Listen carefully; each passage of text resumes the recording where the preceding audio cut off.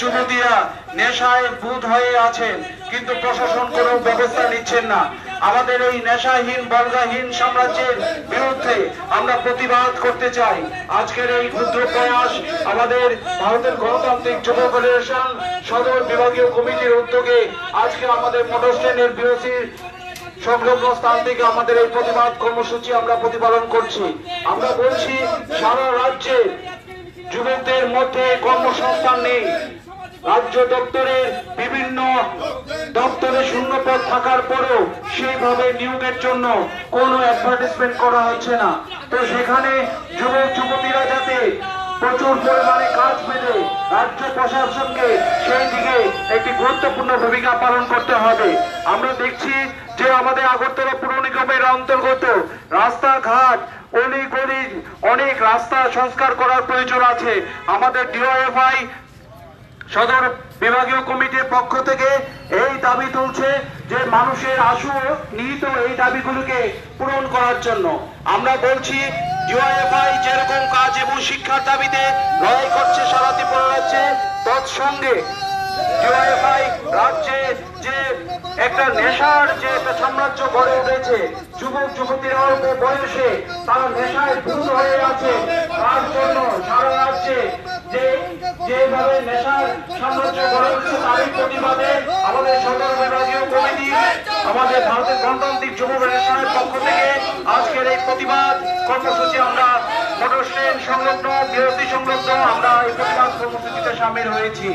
আমরা মানুষের এই দাবি আমরা রাজ্য প্রশাসনের কাছে আমরা নিয়ে যেতে চাই যে রাজ্যের বিভিন্ন দপ্তরে শূন্যপদ থাকার ফলপ্রসূ কিন্তু আজ পর্যন্ত যুবক যুবতীদেরকে সেই পরিমাণে নিয়োগ দেওয়া হয় না কেন, তার বিরুদ্ধে আমরা আওয়াজ তুলছি সংগঠনের পক্ষ থেকে।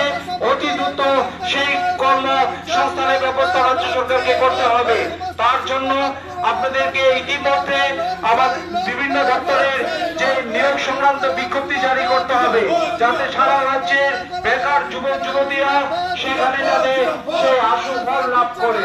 আমরা বলছি, সারা ত্রিপুরা রাজ্যে যে ক্রমবর্ধমান নেশা চলছে, সেই নেশার বিরুদ্ধে রাজ্য প্রশাসন নীরব কেন? সেখানে রাজ্য প্রশাসনকে সক্রিয় ভূমিকা পালন করতে হবে এবং নেশার সঙ্গে যুক্ত চাইদের বিরুদ্ধে অতি দ্রুত পদক্ষেপ নিতে হবে। ভারতের গণতান্ত্রিক যুব ফেডারেশন পূরণ করার লক্ষ্যে ডিওএফআই সারা ত্রিপুরা রাজ্যেই লড়াই করছে। তৎসঙ্গে আমাদের সদর বিভাগীয় কমিটির উদ্যোগে এই দাবিগুলোকে প্রতিপালন করার জন্য আমরা রাজ্য সরকারের সুনির্দিষ্ট নজরে আমরা আনার চেষ্টা করছি। রাজ্যের বিভিন্ন দপ্তরে কর্মসংস্থানের প্রশ্নে যেই পোস্টগুলো খালি আছে তা ইতিমধ্যে অ্যাডভার্টাইজমেন্ট দিয়ে সেখানে বেকার যুবক যুবতীদের নিয়োগ করতে হবে। সেই দাবি আমরা জনমানুষের কাছে উত্থাপন করার চেষ্টা করছি। ধন্যবাদ বন্ধুগণ। ভারতের গণতান্ত্রিক যুব ফেডারেশন সদর বিভাগীয় কমিটির উদ্যোগে আজকের এই প্রতিবাদ কর্মসূচি আমরা মোটর স্ট্যান্ড সংলগ্ন বিওসির সামনে আমরা এই প্রতিবাদ কর্মসূচি প্রতিপালিত করব। রাজ্যের ক্রমবর্ধমান নেশার বিরুদ্ধে আমাদের এই সংগঠন বরাবরই প্রতিবাদ জানিয়ে আসছেন, কিন্তু রাজ্য প্রশাসন চুপ কেন? অতি দ্রুত নেশার সঙ্গে যুক্ত চাইদেরকে গ্রেফতার করতে হবে এবং রাজ্যের যুবক যুবতীদের সামাজিক নিরাপত্তা প্রদান করতে হবে। সরকারি স্কুলে শিক্ষকের সংকট রাজ্যের সরকার তৈরি করছেন।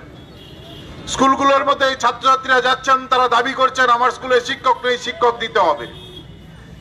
ছাত্রছাত্রীরা স্কুলে যাচ্ছেন, ক্লাস হচ্ছে না, যার মধ্য দিয়ে রাজ্যের মেধাকে সরকারি উদ্যোগে সরকার নীতি গ্রহণ করে এই রাজ্যের সরকারি স্কুলে যারা পড়াশোনা করেন তারা যেন ভালো পড়াশোনা করে ভালো নম্বর পেয়ে ভালো মেধা তৈরি করে তাদের মেধাকে বিকশিত করতে না পারেন এবং এই মেধাকে ধ্বংস করে দেওয়ার জন্য রাজ্যের সরকার আমাদের প্রতিটা স্কুলের শিক্ষক নিয়োগ বন্ধ করে দিয়েছেন।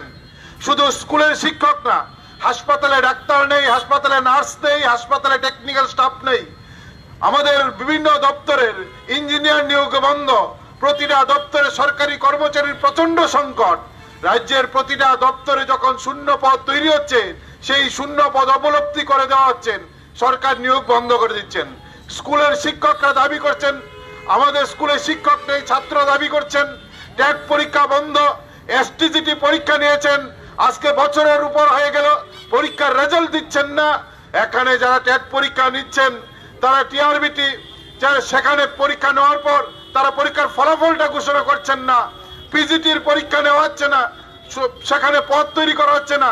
টেট পরীক্ষা 1 বছর নিলে 2 বছর টেট পরীক্ষা নেওয়া হচ্ছে না, আর পরীক্ষা নেওয়ার পর ফলাফল ঘোষণা করছেন না, আর ফলাফল ঘোষণা করলে নিয়োগ করছেন না।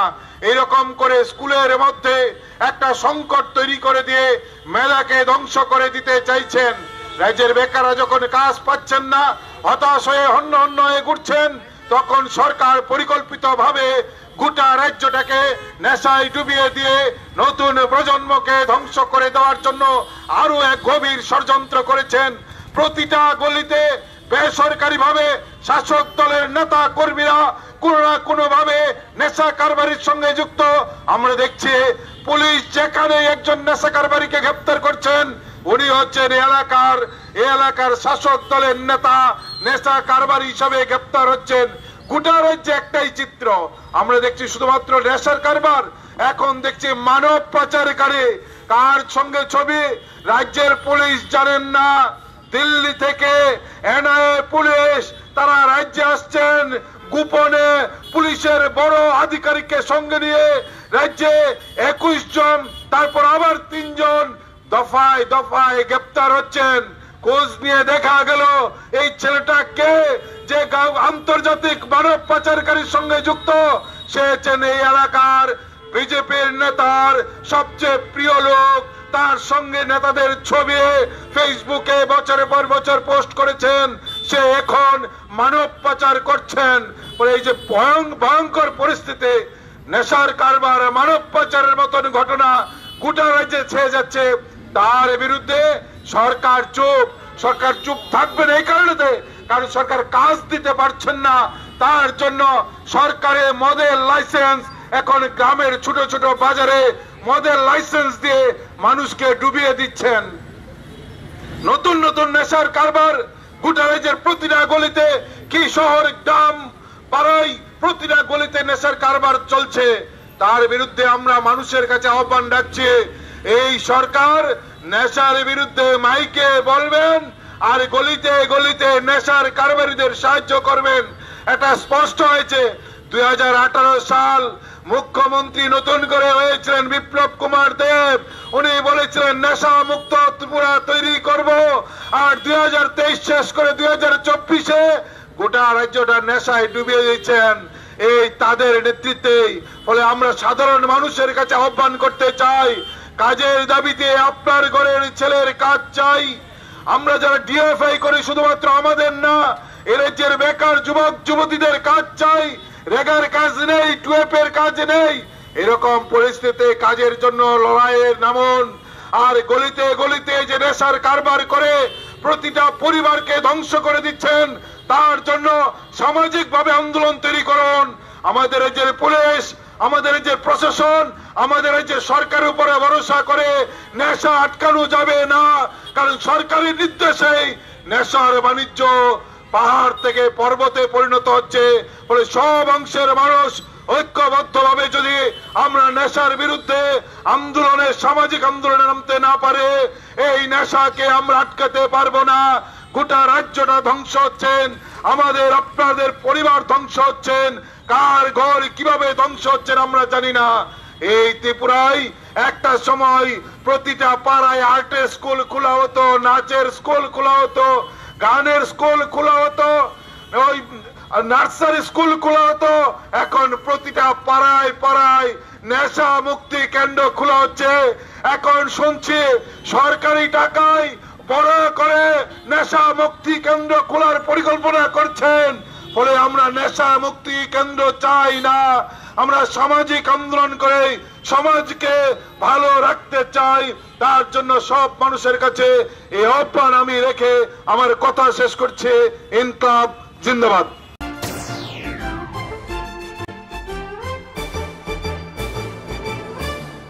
রান্নার স্বাদ এবং গুণমান বৃদ্ধি মানি সিস্টার গুঁড়া মশলা। সয়াবিন আটা সুজির পর প্রত্যেকের সুস্বাস্থ্যের জন্য এবার রান্নার তেলের দায়িত্বেও sister kachi ghani mustard oil. Sister, আপনাদের বিশ্বাস আমাদের দায়িত্ব।